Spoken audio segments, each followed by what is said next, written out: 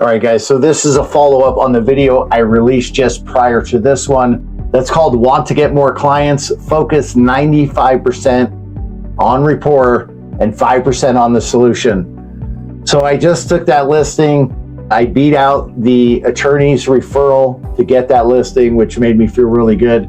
It's fun to win, and it's always fun to win because you're at a distinct disadvantage because you're up against the attorney referral, the person in the position of authority, and you are just someone who's cold calling and has to prove their worth and prove their knowledge and prove that they are the best option for the client. So I love to win, period, but I love to win when I'm the underdog and the odds are stacked against me. So before I get into the story of how I won the listing, which I think is going to be very beneficial to you, my name is Ken Blumberg. This is Making Probate Easy, the channel where you're going to earn more and live better. So do me a favor and help us win by clicking the like button now and subscribing to my channel, and let's jump into the story.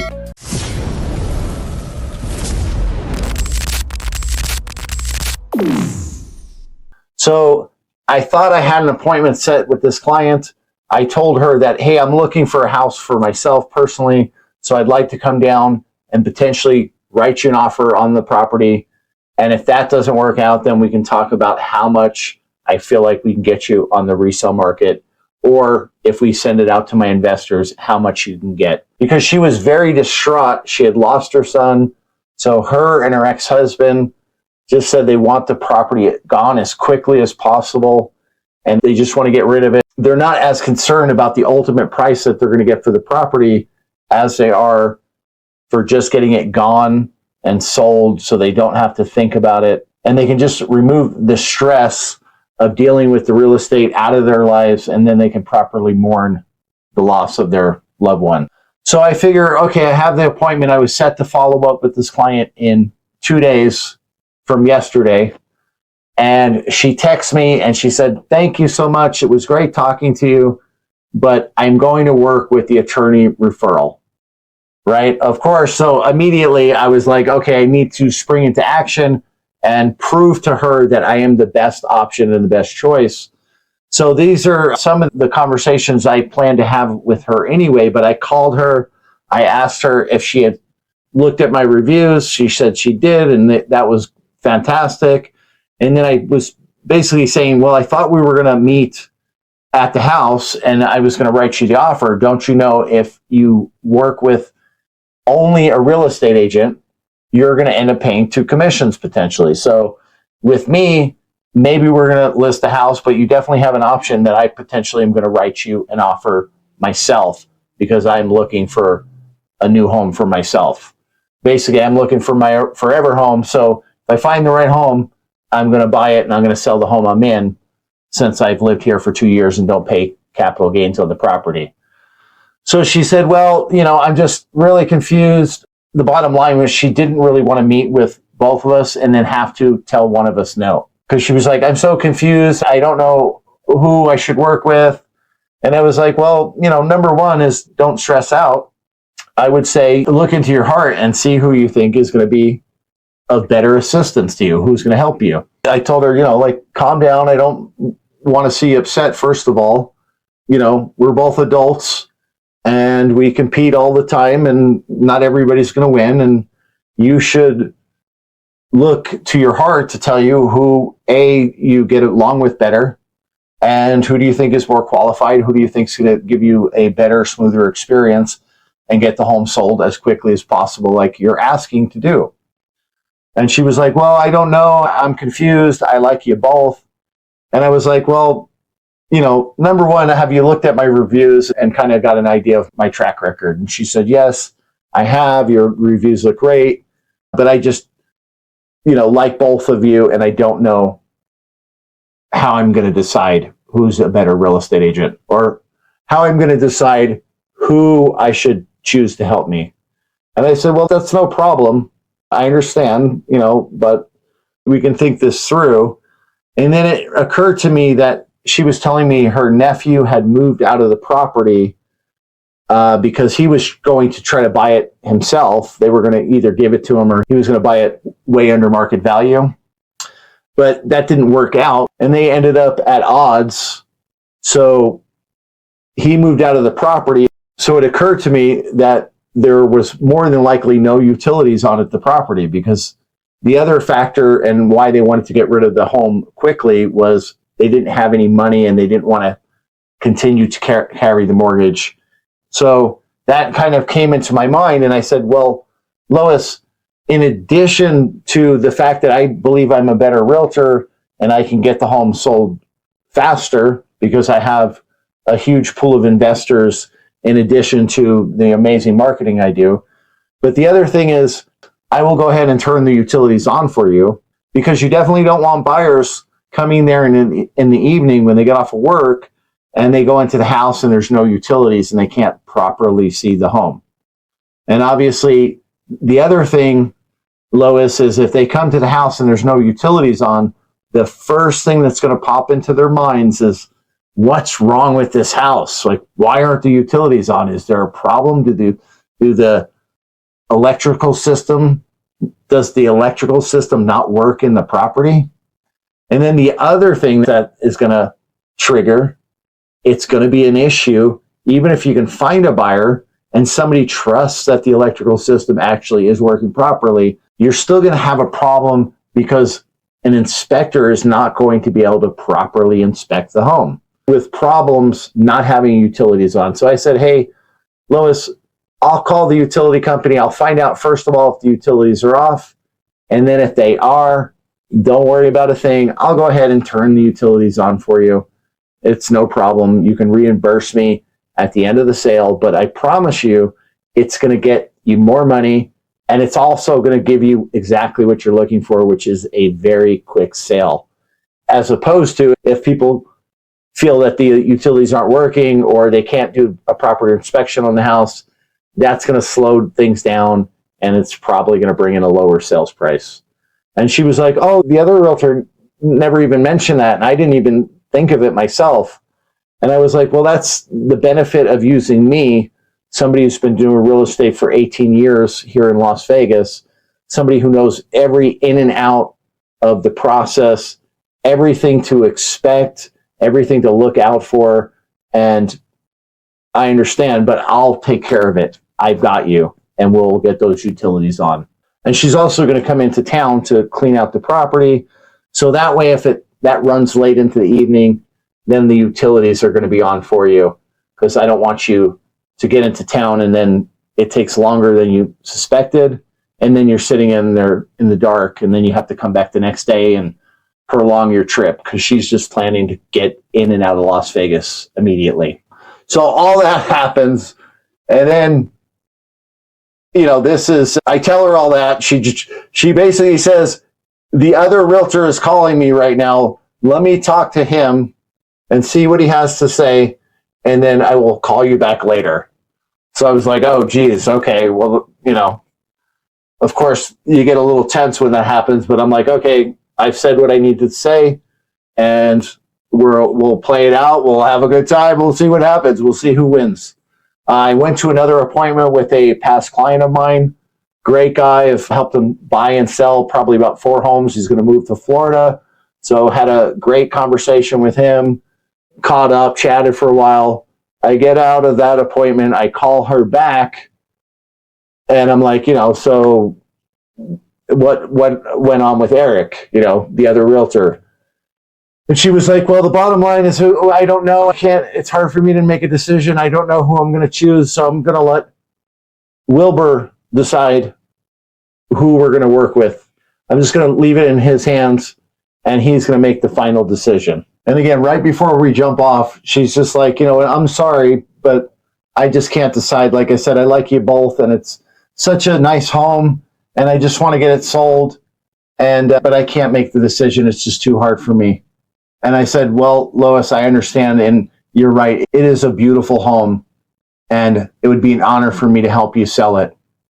And I left it at that. So we got off the phone, and now, to be frank with you, did I think the home was an absolute beautiful home? Not really. Could I see myself living there? Possibly, maybe, if I had fully remodeled it.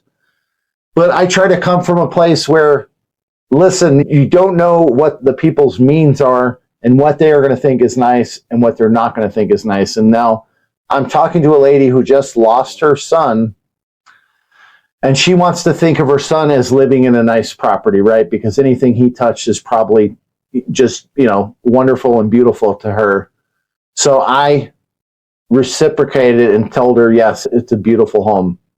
And later, when she told me part of the reason she chose me is because I reciprocated and complimented the home and the other agent didn't, I felt very good about doing that. And then she told me that the home that she currently lives in is kind of pieced together and, doesn't sound like it's probably up to code. And there's a lot of work that it sounds like was done without permitting. So you don't know where somebody's coming from. So no matter what you think the home looks like, if you want that listing, honor those people. Tell them it's a beautiful home. Like, hey, there's a buyer for every home. And, we're so fortunate even to have our own homes. We really are spoiled generally still, even though inflation has raged, but we're still generally pretty blessed to have the lifestyle that we still experience here in the United States. Especially if you travel, you'll see how difficult it is for people to get a home, especially the type of homes that we are used to. So I try not to ever look down on any home, no matter what the condition is, even if sometimes I'm like, oh, okay, you're a little taken aback, but then you're just like, all right, this is a person who needs my help, and I'm going to honor them and respect them and the home that they're asking me to help them sell. But anyway, so I call her ex-husband, who the video I just did, again, want to get more clients, focus 95% on rapport and 5% on the right solution, right? So I can't stress how important that was. But so when I call Wilbur, the ex-husband, I said, Lois is saying that you're going to decide who the agent is. I think we had a great conversation. I talked to him for about 20 minutes. Really wasn't necessary other than if this type of scenario arose, that I knew I probably spent more time with him and I had better rapport than anybody else that was talking to him. Next, he basically said, oh, the more detail I have about what you're going to do, the better it's going to be. And he said, oh, Eric, said the closing costs are going to be approximately 6.5%, if he was taking a 2.5% listing, which I ended up taking. Because again, you're always competing against other people. So I'm okay with 2.5 if I have to do it. I would probably actually ask them to raise the commission before the end of the sale as a bonus. Did I do an amazing job? Have I sold the house faster than you suspected? Do you feel like I've earned 3% commission? And I will have that conversation at some point, especially if the sale goes smoothly. But as far as the closing costs, he said, oh, is that right? Is it 6.5%? I was like, well, let me, I think that's somewhat accurate, but let me actually do a net sheet for you. Let me jump on my title company's website and do a net sheet for you. That way you're going to see a very detailed breakdown of what the costs and fees are going to be. And assuming that your mortgage payoff is correct that you've given me, then you're going to know to a very high degree of accuracy how much you're going to put in your pocket at the end of the sale. Because I don't like to deal in that's good enough, that's close enough. I like to be very precise. I'm very meticulous when I do my listings, when I upload my listings, when we discuss the seller's real property disclosure. I don't leave anything to chance. So let me get you a net sheet and I'll send that over to you just so you know exactly what your net is going to be. There's no questions. Who knows I don't know if he can do the math on what is 6.5%. I have no idea. And that's what I wanted to eliminate. So there was no question. what is the bottom line? So he thanked me. We got off the phone. And then within 5 minutes before I actually sent the net sheet over to him, Lois, the ex-wife, called me back up. And she said, we've decided to work with you. The other agent never even mentioned the utilities. And Wilbur thought that you were much more personable. And he felt like you really cared about us and what we were going through. And Eric didn't even like the home. He never even said that it was a nice home. So that's why we chose you, Ken. And of course, I was, elated. It's fun to win. It's even more fun to win than to make the commission at this point. I like to win, so like I told her and her husband, the only thing harder than working is not working. So I like to stay busy. I like to help people. I like to stay in motion. And that keeps me very sharp as a listing agent and as a real estate agent and an investor. You got to keep the ball rolling. You got to keep things in motion. And that's how you get into that flow. And that's how you just get into the steady confidence and you just build up steam. And it's just an amazing thing.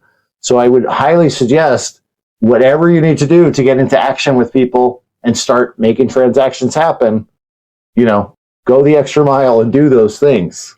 But there you go. That's how I got the sale. That's how I beat out the attorney referral partner. Number one, by building rapport and caring about the people I was talking to. Number two, being precise, not just throwing a random number at the client that they might not even be able to turn into a bottom line number. I said, let me take care of that for you because I take care of everything and I'm precise. I want to get you the exact number. And he really appreciated that. Then next, of course, a big one, I offered to turn the utilities on for them. So it's more convenient for them to go down to the house and clean out their belongings. And it is much easier to show and inspect. And of course, this is in a case-by-case basis. The reason I would do that for these people is because they're highly motivated and they want to sell the home as quickly as possible. And I also introduced myself to the paralegal. I realized I didn't need court confirmation, so even making it a faster sale than it typically is in probate. And then finally, I complimented her son's home. Simple compliment. Again, I didn't love the house myself, but what does it hurt to just be like, yes, Lois, it is a beautiful home. Essentially telling her, yes, Lois, it's a beautiful home. And essentially telling her that her son has amazing taste and he chose a beautiful home to live in. So I'm sure that's the way she took it. She took it very personally because her son lived there, so it was a reflection on him. And by complimenting the home, again, I ingratiated myself to her. And through the conversations I had with her ex-husband, I eventually, after a little bit of scrambling, became the clear choice of who they should work with. All right, guys, so I hope you enjoy that story. I know a lot of you guys have some crazy real estate stories. This is one of the craziest, at least recently, because there's been so many. It's hard to even remember them all. But this will be one that I'll save to the future and dust off occasionally because it was just such an interesting way to wind up getting a listing. Leave it in the comments. Let me know if you think that's a good story. Did you get any takeaways from this video? What are your secrets and tips to winning the listing? Guys, I'm Ken Blumberg. This is Making Probate Easy, the channel where you're going to learn more and live better. Go ahead and subscribe to the channel. Give me a like. Come on. Don't cost you a thing. Give me a like and you will end up winning more listings. Thanks for watching and I'll see you on the next video.